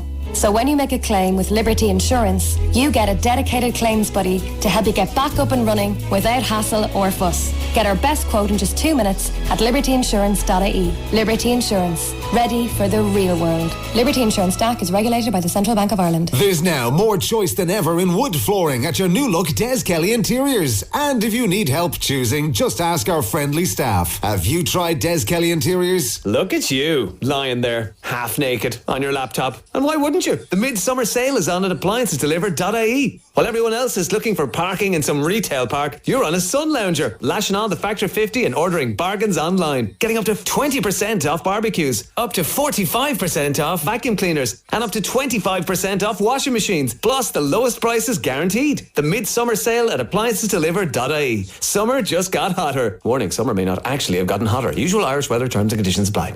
When summer comes, water calls. Friends and families. Lakes, rivers and beautiful beaches. Joy, freedom, fun. But water hides dangers. Rip currents, cold water shock, slippery rocks, unexpected depths. In seconds, water can steal a life. I'm Liam Neeson for Irish Water Safety. This is National Water Safety Awareness Week. Let's bring the number of drownings in Ireland down. For tips and advice, visit iws.ie. Here at M&S, we're committed to lowering our prices on the things you buy most often. That's why from this month, we're introducing M&S for Less. With M&S for Less, we're bringing down the prices of a huge range of your favourite products. The same delicious food for a smaller price. Lower prices have never tasted so good. M&S for less. Inspired, intelligent and incredibly intuitive, the 182 Volkswagen Golf is our most impressive yet. With non-existent rate PCP finance, technology upgrades and a purchase contribution of €1,000. Request a quote online or at your authorised Volkswagen retailer. We make the future real. Conditions apply. Purchase contributions only on finance contracts. Offers only available on models registered by July 31st. Volkswagen Bank GmbH Branch Ireland is authorised by the Federal Financial Supervisory Authority in Germany and regulated by the Central Bank of Ireland for conduct of business rules. 98 FM's Dublin Talks with Des Kelly Interiors, where quality costs less. For carpets, wood floors, beds and mattresses. 98 FM. It's Tuesday's Dublin Talks. I'm Adrian Kennedy, and this is 98 FM. Now, yesterday on this show, we brought you the very sad story of a Dublin woman called Maureen, who is 70, and whose story moved actually a lot of people after it was admitted that she's living a very lonely life where nobody calls to see her. She goes out for walks with her dog and everything else. And it's quite a sad story, it has to be said. Reacting to that story yesterday, we received this message on Facebook immediately after the show, which is a very interesting moral dilemma. The question is, how many of you, and I want you to be honest about this, would be happy with having your mother-in-law living in the family home? Well, Barry sent me this message, and I want you to have a listen to this very closely. Was just listening to your show about that woman, Maureen, which myself and my wife found interesting because we are having a similar problem. My wife's mother lives on her own and is always saying that she's lonely. She lives in Drogheda, we live in Greystones. She's self-sufficient, but is constantly saying that she hates living alone. My wife has suggested that she moves into our house. We have a converted garage that is a spare room. I've told her that this will not work as it will put pressure on our marriage. I do have a lot of time for my mother-in-law, but moving her into our house would be a disaster. My wife says I'm heartless. Can you please help her to see sense? No marriage can survive if a mother-in-law is living in the same house. And that's from a guy called Barry. And I'd love to hear from you on this, on 6797981. Is Barry right? No marriage can survive if a mother-in-law is living in the same house. No marriage can survive if a mother-in-law moves into the house. Is that true? Let me read a message that has just come in. Lads, I'm recently widowed. I'm in my early 50s and I too live alone. I would not dream of moving in with anyone. You can be in a room full of people and still be lonely. That man is right to oppose the mother-in-law moving in. She's being selfish. I find it hard every day, but moving won't bring my husband of 33 years back. And in fact, that line's gone there, lads. Line one, we're trying to get that back. Anyway, she says moving in with somebody won't bring my husband of 33 years back. He's only a few months gone, and that's from a lady called Geraldine. I'd love to hear from you on this on 6797981. You can text or WhatsApp the programme 0877 98 98 98. 0877 98 98 98. Kevin, you're on Dublin's 98 FM. How are you, Kevin? Good morning, Jeremy. Or Adrian, sorry, apologies. Good morning, Kevin. How are you? Not too bad, thanks. Now, what did you want to say? Look, it is heartless, okay? This woman's in her golden years, okay? And she's lonely. And see, some people can deal with loneliness or happy in their own skin. Some people can't. And obviously, if she's mentioned that much, it's obviously something that she feels that she is lonely. Now, it's his wife's mother, okay? And if he doesn't do or like even try it for a while, when she does pass away, he's going to get the blame. But it's not something. But hang on, Kevin, hang on for 1 second. It's not something you can just try, because if it doesn't work, what do you do? Throw her back out again? Do you know what I mean? Well, yeah, I get where. No, honestly, I do understand what you're saying. But they could put it down for a trial period. She doesn't have to sell the house, move in, see how things go. If they don't work out, they're not compatible, then we'll go back to where the thing is. At least give it a 3-4 month trial period. You know, you don't have to set up shop to try something out. It's like getting a new landlord or new tenants. Like, if you don't work out, they don't work out. Get out. And but look, if he does do it, like Barry's here, right? I'm sure he works, so he won't be around her. She's got a granny flat, which is basically a converted garage, as you said. She's going to have her own TV, her own room, her own bedroom, etc. So she's not going to be living in her pockets either. And when the day comes when, unfortunately, we all leave this earth, I'm sure he won't be crying when the will's being read out, will he? Who do you think that she's going to leave the bricks and mortar to? Okay, so you think he's being completely heartless. Now, he does say that he has a lot of time for his mother-in-law, but he believes his marriage will not survive her moving in. Well, obviously it's not a strong marriage, because, don't get me wrong, mother-in-laws and parents and they're great for a while, okay? I get it. I get where he's coming in relation with that. But it can be worked around. She's not even going to be living in the house. She's going to be adjacent to the house. Okay, stay there for 1 second. Stay there for 1 second, and I'll come back to you in just a moment. 6797 981 is our telephone number. You can text or WhatsApp the programme 0877 98 98 98. I want to talk to a lady that I'm whose voice I'm disguising. We're going to call her Philomena. It was your message I read out a couple of minutes ago. Yep. And you lost your husband recently. I'm going to talk to you straight after the break, but you don't believe moving in with somebody is the solution to your loneliness? No. It won't solve the loneliness, no. And this man, can you understand where this man is coming from? He doesn't... I agree with that man. I think the mother-in-law has been selfish and manipulating, saying everybody's lonely, but moving into a house with them, even if, as that last caller said, she won't be living on that, she's not going to stay out in the garage area. She's going to be with them. They're not going to leave her out there and just think she's going to be in with them. Okay, Philomena, do me a favour and stay on the line there for 1 second. I'll come back to you straight after the ad break, okay? Okay, thank you. 98 FM's Dublin Talks. With the new look Des Kelly Interiors, helping you choose the perfect carpet. 98 FM. The Killers return. RDS Dublin, June 26th. The Killers, plus special guests Franz Ferdinand. Tickets from $69.50 on sale now. Additional charges may apply, subject to license. The Killers, plus special guests Franz Ferdinand. Tickets on sale now. The Irish Classic and Vintage Motor Show is back at Terenure College on Sunday, July 1st, with over 1,400 classic cars on display from the early 1900s to the latest supercars. Check out the new Jaguar F-Type, Audi R8 Spider, and the Tesla electric cars. Enjoy a great family day out with food courts, kids' activities, music from a live jazz band, and more. Supporting Emma Healy's fight against cancer at helpemmabeatitfund.ie. The Irish Classic and Vintage Motor Show, Sunday, July 1st, from 11 to 6. Tickets from irishjagclub.ie or purchase at gate. Discover something new for 182. Discover Hyundai's exclusive range of 182 offers. Choose from 5 years free servicing, 3.9% APR finance, or scrappage of up to €5,000 on selected models. Lending criteria, terms and conditions apply. Hyundai. Discover why. All of these great offers are available at Michael Barbara Motors Airside Swords. See mbmotors.ie. Hi, I'm Brendan Kavanagh, CEO of GDPRcourse.com. GDPR became law on Friday, May 25th. Are you worried that your business, volunteer organisation or club is at risk of being fined? We now run daily accredited GDPR practical implementation courses at our nationwide training facilities. This course gives members of your organisation tasked with GDPR the practical tools to implement and maintain GDPR compliance. Don't get ripped off by expensive consultants.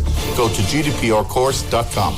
Hello, it's Oasis here, the refreshing fruity drinks brand. We wanted to get you in the mood for an Oasis this lunchtime, so who booked a radio slot? Well, we can't use any visual advertising tricks that guarantee sales, like showing glistening condensation dripping down the neck of the bottle. Or, the bottle. But at least you can't see I'm naked. Oasis, #refreshing stuff. Layer Healthcare are for the tumbles, jumps, and bumps in life. That's why we're jumping on this trampoline, talking about their exclusive free kids offer on Flex 175 Explorer, where you only have to pay for one of your kids' health insurance, and the rest goes free. Like me and me. No matter how many brothers and sisters you have, it's good to live. Free kids by Layer Healthcare.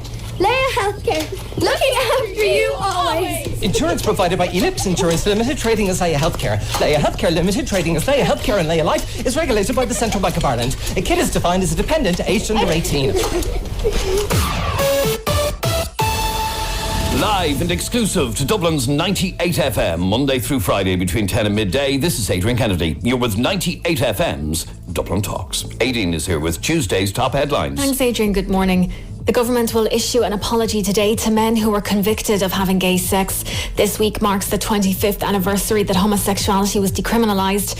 An all-party motion in the Dáil today will acknowledge the harm and hurt the pre-1993 laws had. A bike-sharing scheme is being trialled in Fingal. Bleeper bikes allow you to pick up a bike by using an app and drop them off wherever there's a stand. It's being piloted in Blanchardstown, but is expected to be rolled out in places like Swords, Malahide, Howth and Skerries. The alcohol industry is fighting plans to put cancer labels on drink bottles. The idea is part of a new public health bill making its way through the Oireachtas at the moment. 90,000 foreign workers will be needed over the next 2 years to prevent a labour shortage, according to the ESRI. It claims the unemployment rate will drop to just 5% in 2019, meaning thousands of staff will be needed to fill new posts. 3 people have been killed after a shooting at an internet cafe in Sweden. At least one gunman opened fire in the city of Malmo yesterday evening, but police don't think the motive was terror-related. And Sigrid has announced a Dublin gig. The singer will play the Olympia Theatre on Monday the 5th of November. Tickets for the show go on sale this Friday. And you're up to date on 98. 98 FM. This is 98 FM's Dublin Talks with Adrian Kennedy. Tuesday morning, good morning. How are you? I'm Adrian, as the lady said. And this is 98 FM's Dublin Talks. By the way, if you want to get in touch with us about anything you'd like to bring up on the programme, just like Barry did, and he's causing an interesting debate here, all you have to do is you can contact us in 2 ways. One is by email, and our email address is dublintalks@98fm.com. dublintalks@98fm.com. Or you can send us a private message through our Facebook page, which is facebook.com/Adrian K and Jeremy D. Facebook.com/Adrian K and Jeremy D. And if you haven't already clicked like on our Facebook page, join the nearly 100,000 people who already like our page. We'd love you to join in. Facebook.com/Adrian K and Jeremy D. And that way you can interact with us on topics we're talking about and any ideas that you might want us to discuss on the programme. Facebook.com/Adrian K and Jeremy D. We're in the middle of a conversation sparked by a message from Barry. He was listening to yesterday's show. Himself and his wife were listening, and we were talking about loneliness and so on. And his mother-in-law is that soldier, is that lonely person, wants to move in with them, and Barry is very, very, very reluctant. Now, I was talking to Philomena just before the break, and Philomena, you were recently widowed. Yes, I was widowed in January. In January, okay, so this is very recent. Raw, yeah. And how are you coping? Well, look, you've good and bad days, got to get on with it. I have 3 lovely children, and each of them has offered me to move in, sell my house and move in. There's no earthly way I would move in with anybody. It's not that I don't love them and all that, but they have their own families, they all have children and husbands, and it's not going to stop the loneliness, it's not going to stop me missing them. My memories are here, and that's it. I think that woman is being selfish, to be honest with you. She's lonely. It's playing on, take me in. He didn't say she's disabled or nothing. No, he didn't. She's only in her 70s. There's loads of people, there's active age or old age, action thing and all that. There's plenty of stuff for people to do. Moving in with them, she won't stay in, he said, self-contained, or the wife said it's a self-contained. Do you think she's going to be left out in that? No. No, of course not. She'll be with them, sitting with them, causing trouble. I'm not saying everybody causes trouble, but it will drive a rift between them. Now, like you said, you're widowed since January. I'm assuming now that you're living on your own, even though, like you said, you've 3 wonderful kids. I am. How are you coping with living on your own? How do you find that aspect? Because I assume up until your husband's passing, he was your companion in the house. Yeah, I was 32 years married, and it was only the 2 of us. But living, it's very hard. I'm not going to say it's easy. It's very hard. It's early days for me. I don't know. I didn't catch how long that woman was widowed that's saying she's lonely. In fact, I didn't either. He doesn't say, so I don't know. Yeah, but look, you can be in a room full of people and you still be lonely. Absolutely, yeah. People all around you. It is what it is.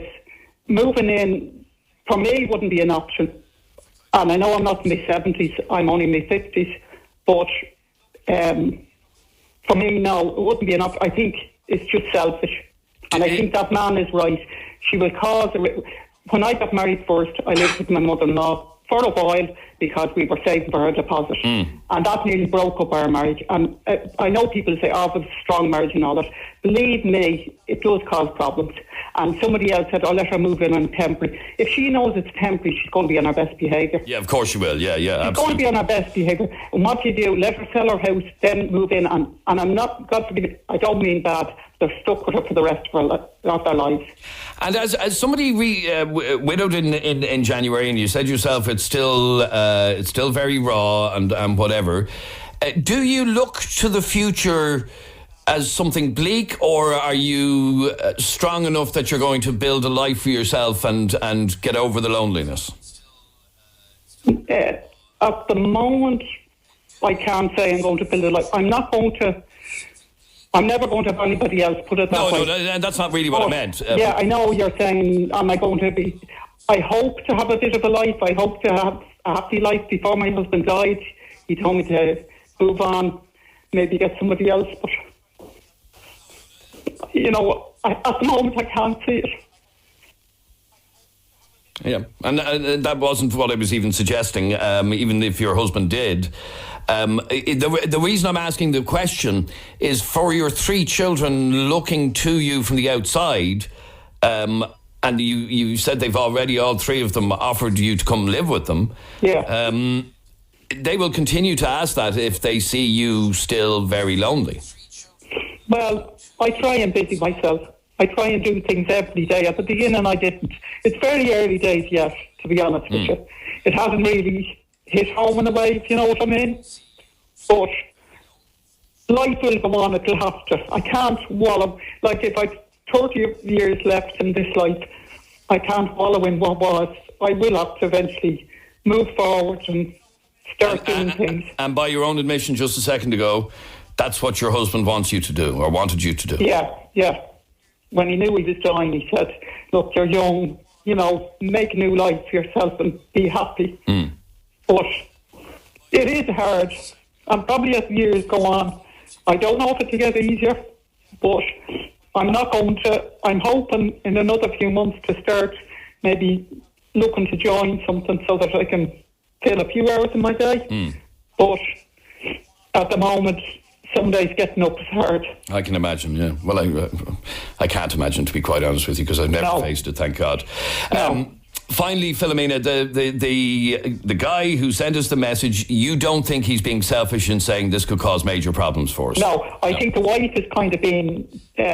of course she wants the mother. If the mother's around here saying, I'm lonely, who wouldn't, be saying, oh God, she's on her own and all that. But at the end of the day, she's in her 70s now. She's going to need more care, and it's going to be down to them. And somebody said there about who's going to leave the house and all that. Sure, they don't know that, you know what I mean? A house isn't going to make up for if she causes a rift between them and splits them up. That's very true. Philomena, I wish you the very best, and I'm very grateful to you for talking to me. And then hopefully the next year we'll see lovely changes in your life, and that you start rebuilding your life, which I know isn't going to be an easy thing. No. All right, the very best of luck to you. Thanks anyway. Thank you. Bye. 6797 981 is our telephone number. You can text or WhatsApp the programme 0877 98 98 98. 0877 98 98 98. Now, where am I going next? I am going to Martina. You're on 98 FM. Hiya, Martina. Hiya.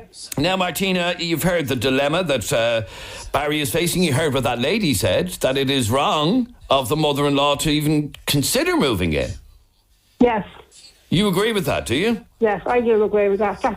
That's an old-fashioned way of manipulating your children to get what you want. Yes, and you think that is manipulation? You think that's...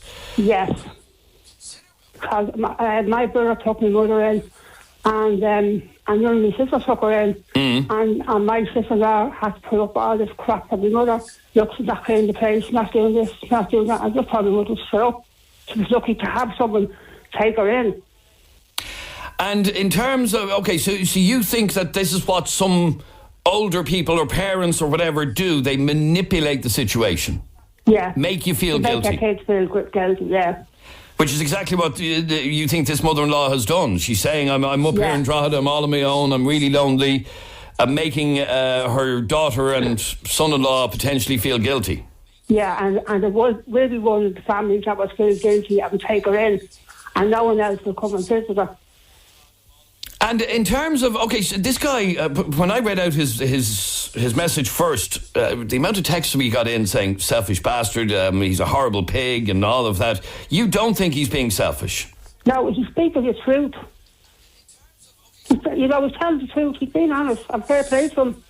I mean, his marriage is important to him, and he knows that, and even his own mother, you know, if it was vice versa, you know, it would be the same. I said, older people have that manipulation that I did all this for you and now it's your turn to look after me. And the kids have been put in the spot.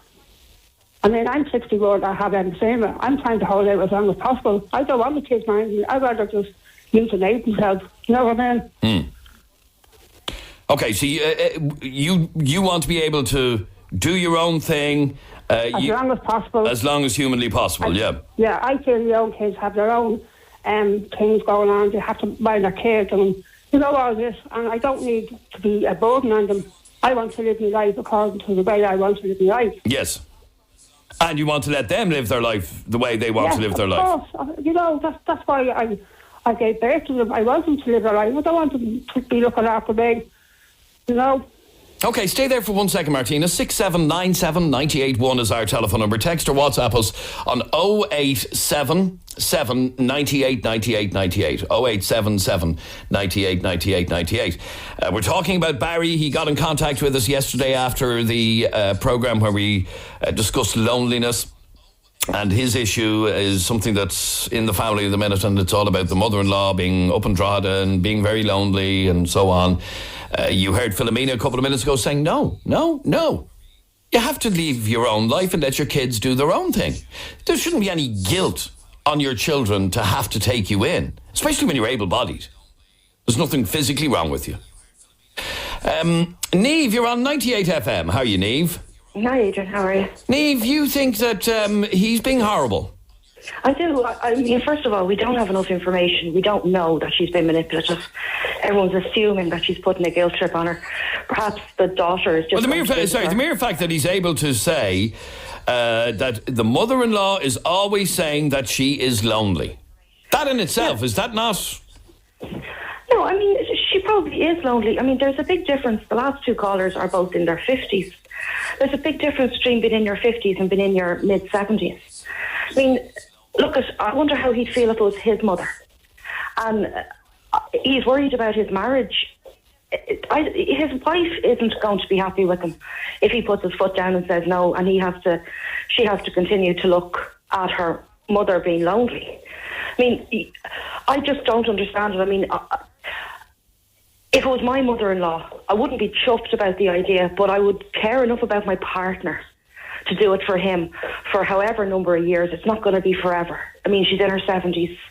She may not be in the best of health. We don't know. He hasn't said that. Okay, you're saying it's not going to be forever. Forever could be 25 more years. Do you know what I mean? If she lives into her 90s. I know, but it just seems that... Well, okay, you heard that lady... Your parents have done so much for you growing up. And it's not that you shouldn't feel you have to do it. I mean, I'd do anything for my parents.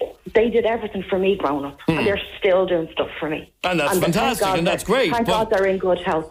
But if they needed me, I'd be there for them. Yeah, I understand. But you heard what that lady, recently widowed, living on her own, finding it quite difficult.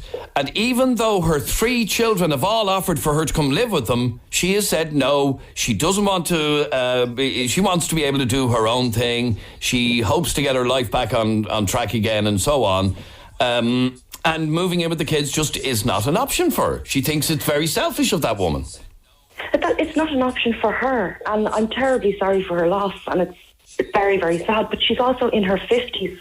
That wouldn't be an option for anyone in their 50s. She's still a relatively young, independent woman who wants to have her own life, and I completely understand her reasoning there. This woman is in her mid-70s. It's a different ballgame. It's 20-odd years down the line. It's a different ballgame. And I just think if you care enough, he's worried about his marriage. His wife is going to resent him. And he's going to pay the price for it, whether he has her to stay or he doesn't have her to stay. And I think he needs to work out what can he live with? Can he live with saying no and watching his wife worry daily about her mother up in Drogheda while she's in Dublin or wherever she is? Can they not set some ground rules? Can they not say, look, here's the deal, you have your little telly in there, you have your thing in there, we need our time to ourselves. But as Philomena said, it's not like she's going to be sitting out in that room on her own. She will be in with the family, because, she's sitting out in that room on her own the whole time. She may as well be up in Drogheda. Yeah, but she can have family time as well. I mean, we had my grandmother live with us for years when I was a kid. Years. And it worked. I don't know what my mother would tell you about it, but, as far as we're concerned, it worked. She was there, and it all just worked until she passed away, because she wasn't able to live by herself. All right, do me a favour, stay there for 1 second if you can, please. 6797 981 is our telephone number. Text or WhatsApp us 0877 98 98 98. 0877 98 98 98. Melanie, you're on 98 FM. Hi, Melanie. Hi, how's it going? Thank you. Good. Yeah, not a bother. Thank you. What did you want to say on this? I'm just listening to your show here this morning, and I'm just like, it's kind of a topic that at the moment is kind of touching something with me, because this is with myself and my husband to be, where we are actually in a similar situation.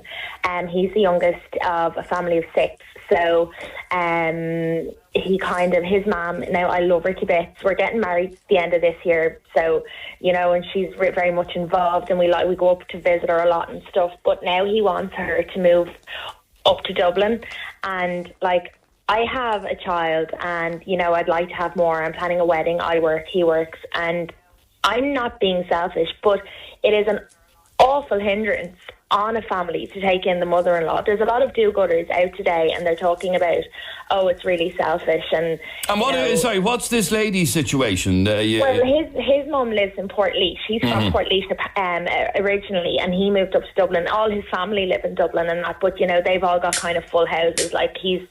He's only got one child, whereas he's got a lot of nieces and nephews. Kind of his family have 3 and 4 kid families. So in terms of the logistics, we would make the most sense, because his brothers and sisters, they simply can't do it. They don't have the space, whereas we do. But I don't. Okay, but sorry. Okay, she lives in Portleash. Is she widowed? Yeah. Is she? She's widowed. She's widowed 9 years now, and she's fine. She's not. She's all in the head, and she's quite capable, but she's very isolated. She's no family living around there now. We visit maybe once a month. It's harder for his brothers and sisters, because they've got more commitments, because they've got a lot going on. They've got a couple of children. Has she asked to move in with you, or is it him that's asking? She hasn't asked, but she's hinted at it, and now he said it to me, and it's causing quite a bit of trouble in our relationship. As in, I understand he wants to help his mum, but I also need, people are saying it's selfish, but you need to think of yourself. I need to think of my child, and I need to think of any children I might want to have in the future. Mother-in-laws, they can be meddling, they can get involved, they can interfere, and familiarity breeds contempt as well. You don't want to be in a situation where you're kind of getting on top of each other and you're fighting, and I'd say it could turn sour quite quickly. So I've told him, from my point of view, it's a no, and I won't be going for it. And he knows that. But he's trying to convince me, he's saying it's fine, and I'll look after her, I'll do anything that she needs. If she needs to go anywhere, I'll take her. And I'm like, you know what, it's not just that, it's also about privacy. We're getting married at the end of the year. We want to kind of grow our family. We want to develop as a couple and as a family, and we can't do that with an old woman meddling in our affairs. But how do you know she'd be meddling in your affairs? Because it's the kind of the textbook story, isn't it? Like, I mean, you move the mother-in-law in and she comes over and everything's fine, and then all of a sudden she's telling me how I should or shouldn't raise my daughter, that maybe the form of chastisement I'm using is wrong, maybe what I'm feeding my child is wrong. Little comments turn into full-blown interference, and I'm just like, you know what, even if it is selfish, I need to be selfish because this is my family and my priority has to be and always will be my family and my daughter. So I don't think the best thing for my family right now, or for me, is for his mother to move in. And you don't think that that's a selfish attitude? No, I don't think it's. I think it's selfish in the right way, as in I'm selfish with my priorities, as in but you might be happy with this message. I definitely would not have a mother-in-law live with us. As a child, I saw how difficult it was for my father having our grandmother live with us. It nearly destroyed my mum and dad's marriage. I would never do it, even though I get on great with my mother-in-law. Okay, well, another big problem I have, and I think it's something that a lot of people are sidestepping, maybe they're afraid to actually bring it up, is the emotional blackmail. You know, she rang my fiance last week crying because she felt lonely, because she's saying she feels lonely, and, you know... Well, maybe she does. Yeah, maybe she does, but I mean, what kind of mother or father would ring their child crying? Like, it came across to me as just a bit of an act, and when I said that to him, that caused a huge row. So already, she's not actually in the home yet, and already she's causing trouble. You know, do me a favour, Melanie, and stay on the line there for 1 second. I'd love to hear from you on this on 6797981. I grew up living with my parents, brothers, and my granny, says this message. She was my father's mother. I can always remember any time my parents had an argument, she would always have an opinion on the argument. She would always side with her son, but this brought so much more tension into the situation. They put 3 wheels on the wagon and it just didn't work. Call me right now on 6797981. We're talking about Barry's situation. Mother-in-law is in Drogheda, there in Greystone. She's on her own. She's lonely. This is kind of a follow-on to what we talked about yesterday. And, they're debating, himself and his wife are debating about whether or not to move the mother-in-law in with them. He's saying no. We're back in a moment. The sound of the city. 98 FM's Dublin Talks. 98 FM's Job Spot. Find your next job on jobs.ie, Ireland's favourite jobs website. Rainforest Spa in Enniskerry is hiring beauty and massage therapists and a front of house receptionist. Cash and Carry Kitchens seek fitters in Dublin. MK Removals seek a full and part-time C licence removal driver. Absolute Beauty are recruiting a full-time beauty therapist to join their Minute salon. For more details and all the contact information required to apply, see 98fm.com/jobspot, or if you've got a vacancy, email it to jobs@98fm.com. Adrian and Mary did their one-stop full shop at Lidl, saving even more thanks to our 400 plus price drops, like 65 wash colour detergent was $5.99, now $5.35. Irish cheddar cheese was $1.89, now $1.29, and Loopy Loo nappies 40-pack was $3.29, now $2.99. Lidl, more for you. So, we'll be using that parachute? Ah, yeah, only 5 years old, few rips, loose threads, but you're looking to be grand. So you didn't fix it? Great. Some things in life are too crucial to skip, like replacing your Audi's timing belt before it's too late. So until July 31st, you can have your Audi's timing belt replaced and receive 12 months roadside assistance, all for just €449. Book today at audiservice.ie. Value without compromise. Look at you, lying there, half naked, on your laptop. And why wouldn't you? The midsummer sale is on at appliancesdelivered.ie. While everyone else is looking for parking in some retail park, you're on a sun lounger, lashing on the Factor 50 and ordering bargains online. Getting up to 20% off barbecues, up to 45% off vacuum cleaners, and up to 25% off washing machines. Plus, the lowest prices guaranteed. The midsummer sale at appliancesdelivered.ie. Summer just got hotter. Warning, summer may not actually have gotten hotter. Usual Irish weather terms and conditions apply. People of Ireland, global brewers are forcing you to drink tasteless lager. It's time for a craft beer revolution. Brewdog's Cinematic Circus is coming to Weston Airport on Saturday, July 7th, and we're bringing fresh craft beer, live entertainment, incredible street food, and a cult movie, The Shining, on Ireland's biggest HD screen. All for just €16. Get your ticket now at brewdog.com/circus. Over 18s, please drink responsibly. See drinkaware.ie. What's 7-Up Free Summer Refreshment all about? Well, we could tell you.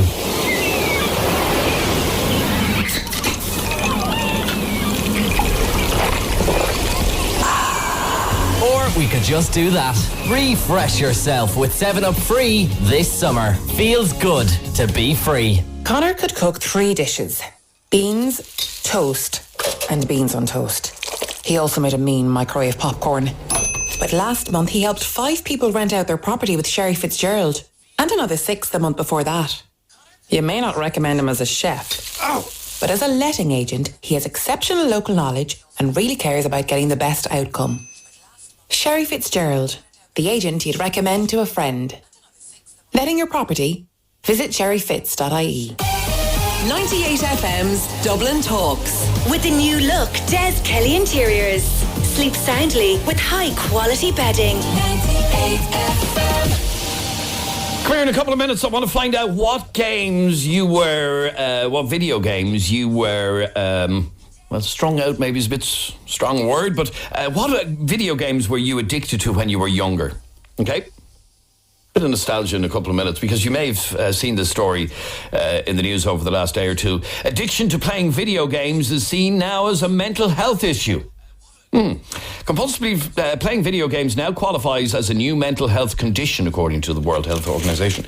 And we want to find out what games, when you were younger, you were addicted to. Okay, text or WhatsApp us 0877 98 98 98, and we'll take your calls on that in a couple of minutes.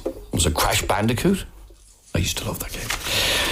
We're in the middle of a conversation all to do with the mother-in-law moving in, and Barry sent us a message, and he's basically got this dilemma that the mother-in-law is living in Drogheda, they live in Greystones, they are feeling under a bit of pressure from the mother-in-law, who's lonely up in Drogheda. She is self-sufficient, but constantly saying that she hates living alone. Now, she wants to move in. She's hinting quite heavily that she wants to move in with them. Where am I going next? Yvonne, you're on 98 FM. Hi, Yvonne. Hello, how are you? Good, thanks, Yvonne. What did you want to say on this? Well, I'm of the generation of the lady that she's talking about. And by the way, I'm a bit of a Pac-Man person myself. I've been in this game. But I could not believe the coldness of that girl. I kind of see her point of view. At the same time, like, where's her compassion? And loneliness is a terrible thing for people of my generation. And I live in Blackrock with people all around me, so I'm not in an isolated place. And yes, you can be extremely lonely. And, you know, I mean, it's his mother. What is he to do? He can't just leave her there lonely.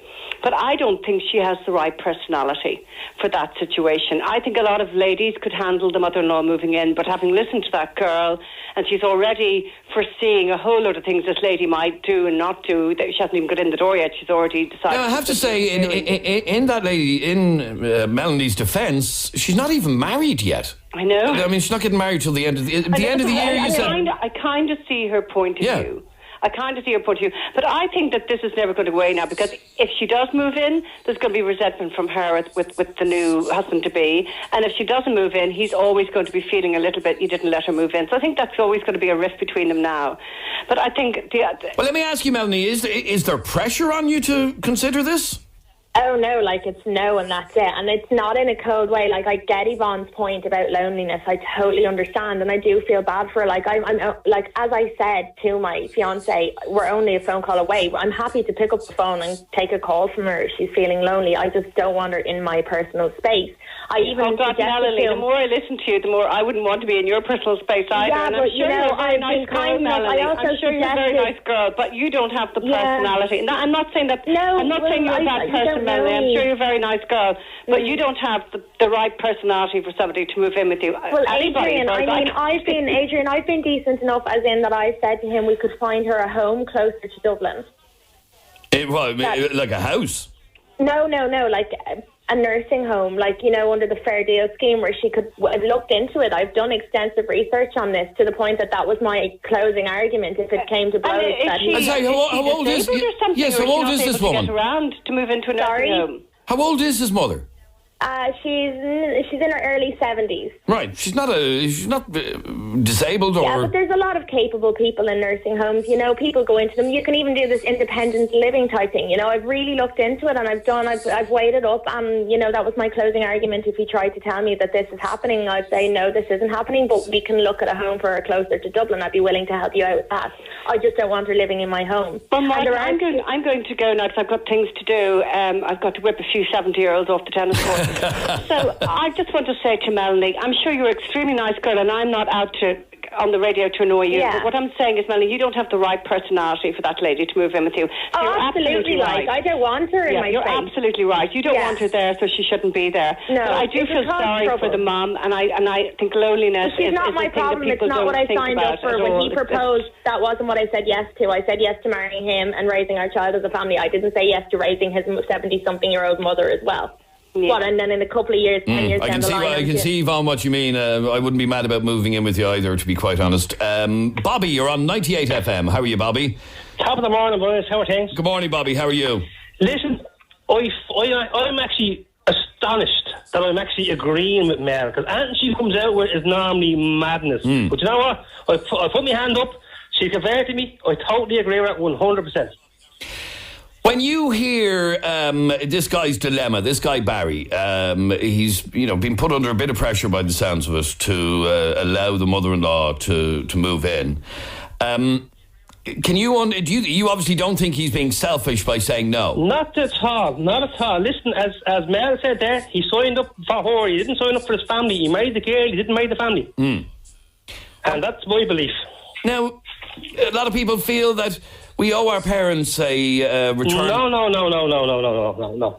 We owe our parents a return favour. They looked after us. We should. Not at all. That's rubbish. Would you expect when you get old to move in with your son or daughter? Would you? No. Why? Because I want them to live their own lives. Okay, so there you go. End of conversation. However, I don't know what the future holds, and I don't know whether or not that time might eventually come that I have to. Well, would you really want your own daughter or son wiping your ass and putting nappies on you and feeding you through a tube? No, you wouldn't. No. Absolutely. So you would have more respect, and they would have more respect. So they'd either put you in a home or get you looked after or whatever. But I mean, to expect somebody that's only an in-law to take that into their house, absolutely madness. Well, let me read a message that's just come in, and it says, I have to say I agree with Melanie. I love my mum and we get on really well, but I wouldn't have her move in with me. It just wouldn't work. I know she would interfere. She's a play school teacher and I still sent my kids to a different school because I'd be afraid of a massive fallout. Melanie is right. It wouldn't be worth the hassle. Carol, you're on 98 FM. Hi, Carol. Hi, Good, I Carol. just have to say, I think Melanie is one of the most selfish people I've ever heard in my life. How? Okay. I'm very curious. Why? Yeah, I'm very curious to know why, yeah. Why? Because there's a word called compassion, okay? The woman is lonely. She's by herself. I'm not saying just live full time. You can make rules up. You can sit down and all of the three of them talk together. She says, I said yes to marrying him. No, when you say yes, you sign up for the whole family unit. That's what it is. And I think she needs to get a grip on reality and realise that. The woman is lonely, okay? That's simple and that's fine. But you heard. I don't know if you heard. You set boundaries. Okay. Set boundaries. Why can't she sit down with her and set boundaries? It's not like you're talking to a kid now. You can't lay down rules like you would with a child. Or she can't. Hold on a sec. If it had to happen, she wants to put the woman into a nursing home. The woman is only 70 years old. No, I know that, and I think that's totally wrong. But okay, hang on. You heard the message that I read out a moment ago from a guy saying, "I love my mother to bits, but I wouldn't have her live with me. So much so because she'd interfere, and so much so that he even sent his kids to a different creche other than the one his mother worked in for that very reason." Grow a pair of balls and have to talk to your mother and say, "Look, they're my kids. They're not your kids. These are how I raised them, not you." So, unfortunately, if you're going to have arguments. There's no chance about it. You're going to have arguments. But at the end of the day, to turn around and say, put her in a home, she thinks she's doing extensive research, and put her in a home at 70 years old. Why can't you have her live with her for a little while? If it doesn't work, then tell his mother. Say, look, we did it for 6 months. It isn't really working. Can you try? I do believe, Carol, that when you take that step, it's not easily reversible without a huge fallout in the family. Well, then maybe get the whole family involved and say, my mother-in-law is lonely. Don't care that the rest have 6 kids or whatever the kids they have. We all have to do something. Because I have to say, the minute she said into a nursing home, I don't disagree with you on that. But let me go back. I don't know if you heard Philomena, who was on earlier on. She was widowed back in January. She's living on her own. She's got 3 kids. They've all offered for her to come live with them. And she has said no to all of them. Even though she's desperately lonely, she's determined to rebuild her life and be self-sufficient. Fair play to her. My dad's been dead since 92. My mum has raised myself and my sister. She doesn't want me probably living with her or my sister living with her. But everyone is different. But there are things that happen, and if someone is that lonely, tying down the phone to want to have someone with them or to live with, I think it just. But is that not one thing I kind of agree with Melanie on? Is putting your problems on your own kids and crying down the phone for being lonely. Did you never cry down the phone to your mum or dad when you were lonely? Not as an adult, no, not as an adult. Yeah, I really doubt that. Not as an adult, I said. I doubt that. I'm telling you I didn't. And when your daughter, she's an adult now, she's never rang you upset or stuff like that. There's a difference between being upset and ringing your parents, I'm sitting here on my own and I'm really lonely. Do you know what I mean? Like, this is the whole point. Like, this is why we always wonder, and like mental health issues and stuff like that. If you're lonely, we all say you have to talk. So the only person she could pick the phone up to was her son.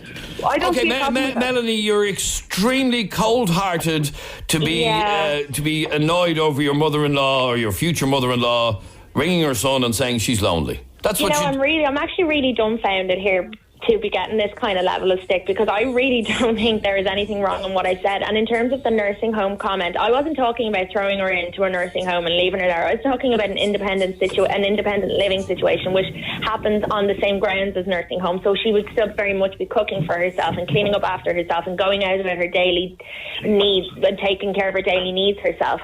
It's just that she would be surrounded by people. As for being lonely, I mean, that's not my problem. Go out and make some friends. Join a club. There's plenty of options. No, but why should I have to do... why should my child, her time and her space be compromised because this woman is failing to go out and socialise? Well, why don't you bring her out once in a while? Because, I don't bring her out. I do bring her out. I go up and visit her once a month. Oh, that's fair play to you, once a month. When you have a child and a job that involves working weekends too, it can be hard. I have a job. I have 3 kids, and I still make sure that my mum's looked after. Well, I can guarantee you're obviously not the situation. And I see your mother-in-law my in-laws move in, because you would not be talking like this if you were in the situation. You would not. It's easy to say when it's not on your. It's like the NIMBYism thing. It's not in your back. Yeah, you don't know my situation. Let me ask you, Carol. Are you in that situation? No. My mum is. 65? No, she's not in the age yet. But I seriously wouldn't be considering at 70 going, yeah, I'll ring my sister and go, yeah, we'll put her into some home. Oh, but it's okay, she can cook for herself.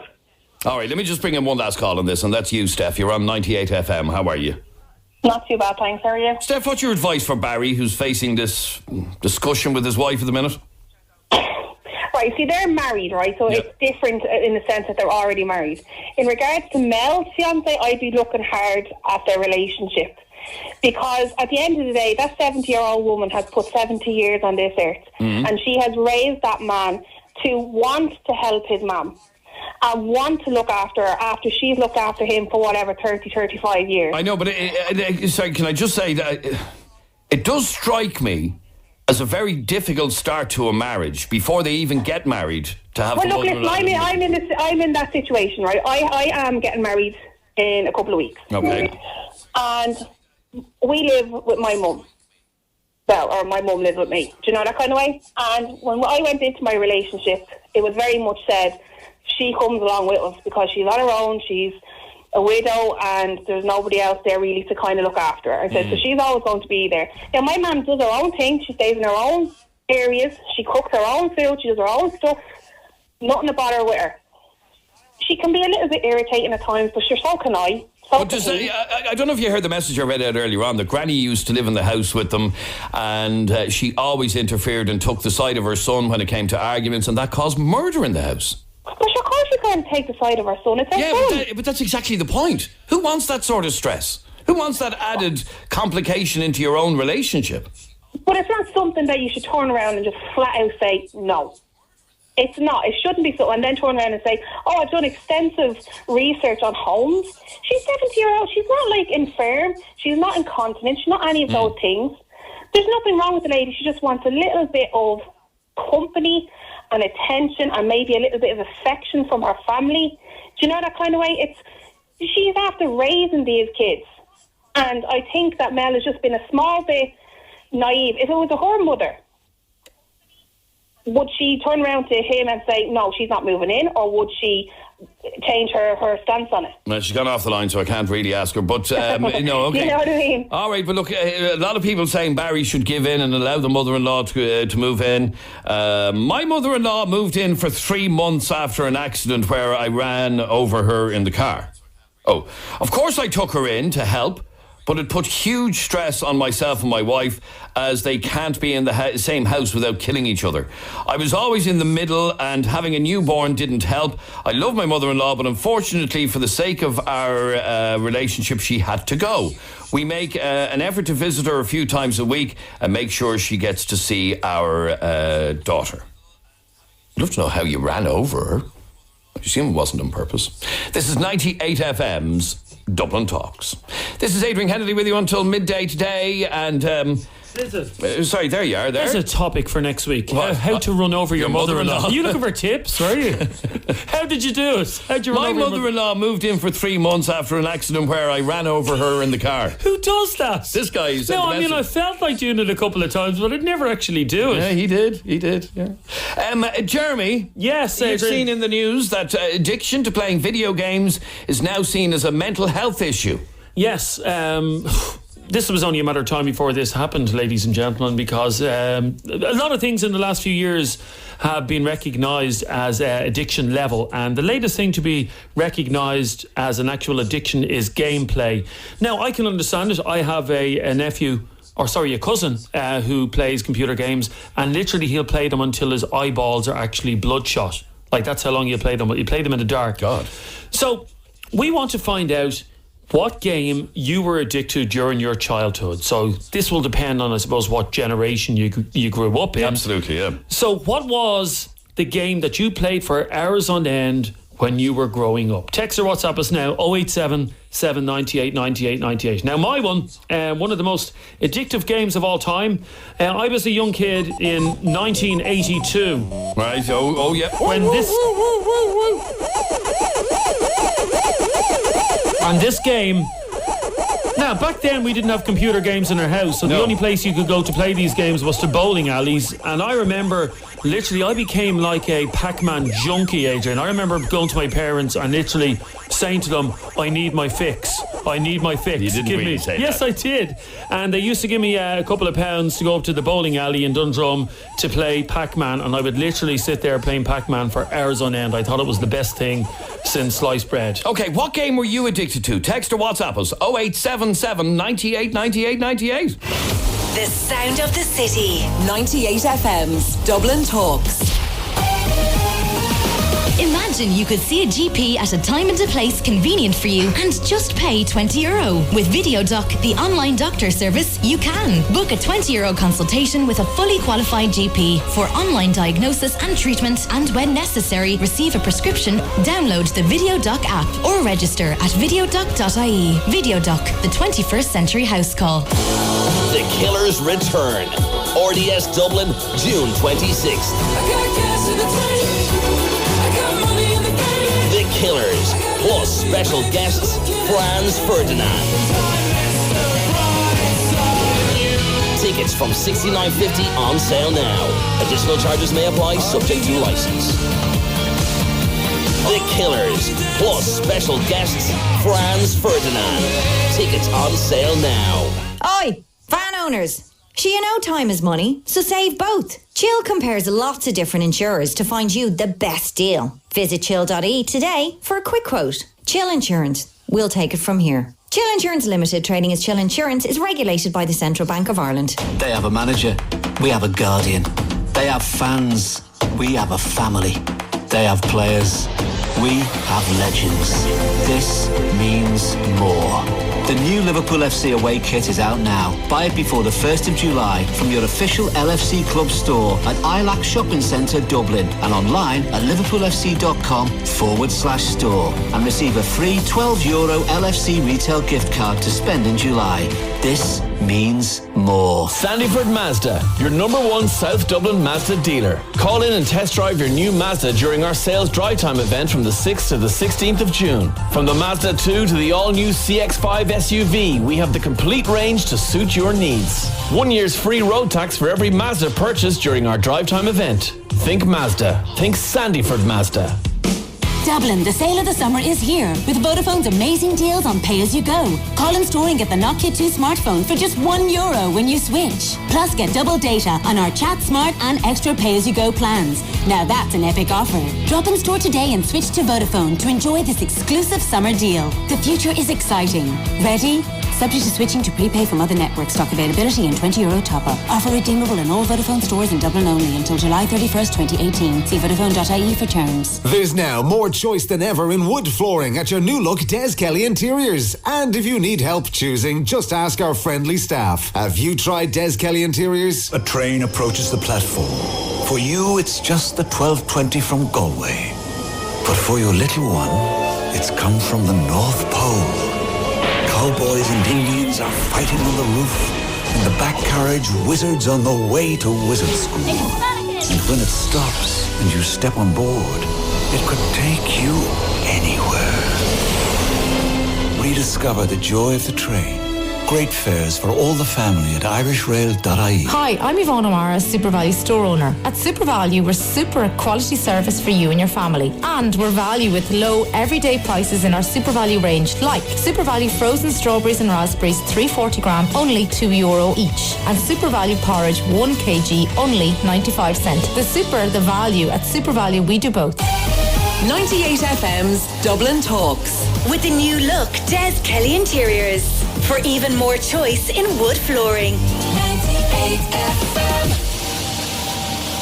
Video games have been around since most of us were children. Unless you're maybe 75, when video games probably weren't a thing when you were younger. No, they were. They were that game. Bong. Bong. Bong. Bong. That was pretty much the game. What was the name of that game? This is that tennis game that goes back and forward. The first ever video game, we went to a very posh school because we had that video game on our computers in the computer class. Right. And that's what we used to play. I don't know what it was called, if anybody remembers it. Basically, you controlled it with your keyboard on your computer, and the ball would go across. It was like Wimbledon. Bong. Bong. And then if you hit it off an angle, bong, bong, bong, bong. Yeah, what was that? I remember. I can't remember what it was called, actually, to be honest. If anybody is old enough to remember that game, it was basically, the graphics were outstanding. They were out of this world. But there were just two white bars on a ball. It was two white bars, and it wasn't Space Invaders, Jim. No, this wasn't Space Invaders. It was two white bars on a ball. Bong, bong, bong. And that was pretty much it. Now, I'm telling you now, if they brought that game out as an app... you can get it. Oh, what's it called? You can get it on one of the Atari game apps. Is that not Snake? No, but it has loads of old retro games in it. Okay, what games were you strung out on when you were younger? Now, can I play the one that you were strung out on, Adrian? Let's have a listen to this. Adrian wasn't only strung out on cigarettes in his childhood, he was also strung out on a game. Now, I'm not going to say what it is, but I wonder if anybody can guess it by the gameplay. Here is the game. Now, I have to question... just say, this wasn't when I was younger. Yeah, I was about to say. This is when my young fella was younger, and I used to play his game all the time. Okay, let's have a listen. Listen very closely. What is the game that Adrian was addicted to? That's all coming back to me now. What age were you playing this game? I was in my 30s. What an addictive game. Oh, it really was. Now, me being a lot younger than you, I grew up with this game. You didn't? Yes, I did. How young do you think you are? Probably it was on the PlayStation 1. If anybody knows what that game is, that Adrian... And you're saying your 30s, you were sitting down in a dark bedroom. In the middle of the night, yeah, really? in the middle of the night. Bizarre. I'd come home from a gig at 3 o'clock in the morning and sit playing that till 7. Okay, what is this, if anybody knows? That game, by the way, with the bong bong bong, is called Bat and Ball. Which would make sense. Doesn't sound right, yeah, but it doesn't sound right. Everybody's after texting in Bat and Ball. Bat and Ball. Somebody else texted in to say it's just called tennis. No, it wasn't called tennis, no. If anybody knows. Anyway, let's have a listen to another bit of that gameplay again. See So if you anybody were knows 30. I was in my 30s and I was strung out on this. This and John Player Blue. This was your 30s pretty much summed up, wasn't it? Yep. What have I got? Okay, I'll give you a clue. When I know the answer. I'm not talking about you, because nobody's getting it. It involves, basically when Adrian was in his 30s, he was smashing boxes. That's exactly right. I was smashing boxes out of it. Non-stop. Now, not boxes of cigarettes. No. I was smashing boxes. How long did that addiction last for? A couple of years. Did you have to seek help for it? No, I didn't need help, but I loved it. I can't believe nobody knows that. I thought everybody would know that game. Nikita! Nikita! Yes. How are you, Nikita? Not too bad, and you? Good. Now, you are the ultimate gaming addict, it says here. Yes, suppose you could say that. Boy, what makes an ultimate gaming addict? Well, I've been playing video games since I was about 6 years of age, and I'm still playing them now. I'm 27. I have a PlayStation 1 and a PlayStation 4. Which is why, parents, you should never let a 6-year-old play video games. And what games do you... so you have a PlayStation 1 and a 4, so you're able to play all the old games on the PS1? Yeah. So what game were you addicted to at 6 years of age? Spyro the Dragon. Oh, what a game. Spyro the Dragon? Yeah. Now, at that when Spyro the Dragon came out, I was on the dating scene. I was dating women. I had no interest in computer games. I discovered women during that year. So explain to me what Spyro the Dragon got up to. You just had to go around, run around levels and collect gems and fight. There was this like little bad guy that you had to fight that ran around with like an egg, and he always made this really fucking annoying noise. I remember. I have to be honest with you. I was terrified of the dragon. Really? I was terrified of it. I know the dragon. Just the dragon and myself. No. Really? No. Why, what was the problem? I just found the dragon wasn't violent or anything. No, I just found the dragon very intimidating. Really? Yeah. Have you gotten over it? Have you gotten over it now? No, when I see a photograph of the dragon, I'm just after looking at a photograph of the dragon. What, it sends shivers up your spine? Oh, no. I'm sorry, Nikita. That's bizarre. The dragon. I had a bad experience with the dragon. But he's actually he's all right looking. No, he's not. No. And he's funny. Oh, no, he can be funny from time to time, I agree with you, but no. So when you see the dragon, you get shivers up your spine. Calm down there, okay, you go, oh. Yeah, it's just, Doesn't sit well with you. It's like that kid on the bicycle throwing the papers into the house. What was his name? Remember that game, Nikita? No. Fella cycling up and down the road throwing newspapers. What was that called? Paperboy. Oh, yeah. Why would you play something like that? That's tedious. What's your game of choice now at the moment, Nikita? It's called Borderlands 2. It came out in 2012, and I've been playing it for 5 years. Oh, right. Like, there's a symbol that goes with the game, and I have it like tattooed on my forearm and stuff. That's the ultimate gamer, all right. Yeah. So do you think in order to overcome my fear of the dragon, I should get a tattoo of the dragon on my arm? No, we play the fucking game. Okay. Yeah, it's just like seriously, you're going to get a photograph of the tattoo of the dragon on your arm. Yeah. Just to overcome my fear. Imagine what people would say if you walked into work with a tattoo of the dragon on your arm. Seriously. What did they say about me anyway? Yeah. You get back to your game in there, Nikita. Luke, you're on 98 FM. How are you, Luke? How are you? Luke, you were strung out on?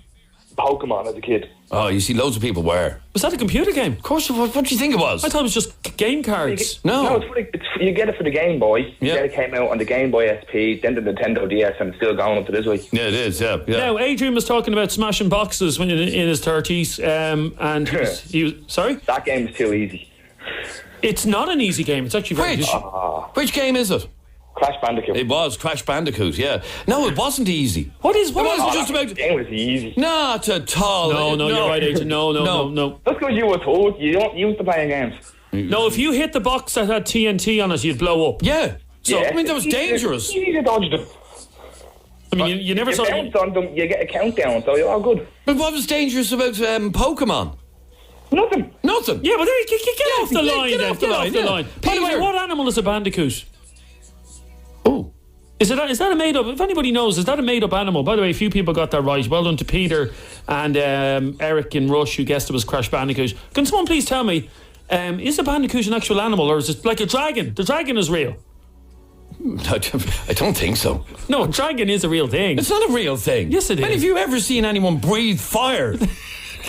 A Komodo dragon is real. But is a bandicoot an actual animal? I've never seen a bandicoot in the zoo. I don't know. Peter, what were you strung out on? Hello, my struck out on Street Fighter and Final Fantasy 7. Street Fighter and Final Fantasy 7. Final Fantasy 7, yeah, especially Street Fighter. I paid it for $10. You paid it for how long? Well, we've lost him. Oh, okay. Jim, you're on 98 FM. How are you, Jim? Space Invaders, the only one. There's a man showing his age. Just like you, Adrian. Oh, yes, indeed. Now, when I was and playing... Jeremy, of course, but he never admits it. Yeah, I was playing Crash Bandicoot in my 30s. Yeah, Space Invaders for people who... I think I was lost for 2 hours in Blackpool. They couldn't find me for 2 hours in a thing called Pleasure Beach. Yeah. And they found me playing Space Invaders. Stuck to a machine, and apparently the actions I was making, and my arse was out one way, my eggs were out the other way, and love that game. Well, I believe, Peter, and maybe somebody can text us very quickly and let us know. I believe there's a cafe in Dublin somewhere that has all these retro games, and you can sit down and you can... Of course, Space Invaders was on a table. You sat down. Well, you could also play... game. Oh, sorry, excuse me. There were versions of it on a table. Well, there's a cafe somewhere in Dublin. I'm going to try and find the name of it, and you can basically go there and have a cup of coffee and play a computer game. That sounds like the coolest place in Dublin. Well, it actually doesn't. Anyway, Space Invaders, Space Invaders was actually quite difficult, and as the levels went on, it got more difficult. I did show it to the kids a few years ago. And they probably laughed. They completely laughed. Yeah, Because when I got to the end of the first level, they went, "What happened?" I said, "It starts again." And they went, "Is that it?" It just comes out. It actually is tedious when you think about it. Thank you very much indeed, Jim. Stephen, I'm sorry I don't have time for your call. The name of the cafe is Token. It's in Smithfield, Dublin 7. It's full of all the cool people who play games and drink coffee. I'm off. You be there. Go. See you tomorrow morning, 10 a.m. Barry Dunn is on the way in just a moment with great music in the next hour like these.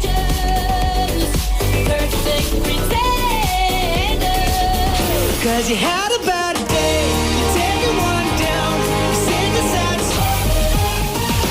98 FM's Dublin Talks with Des Kelly Interiors, where quality costs less. For carpets, wood floors, beds and mattresses. 98 FM.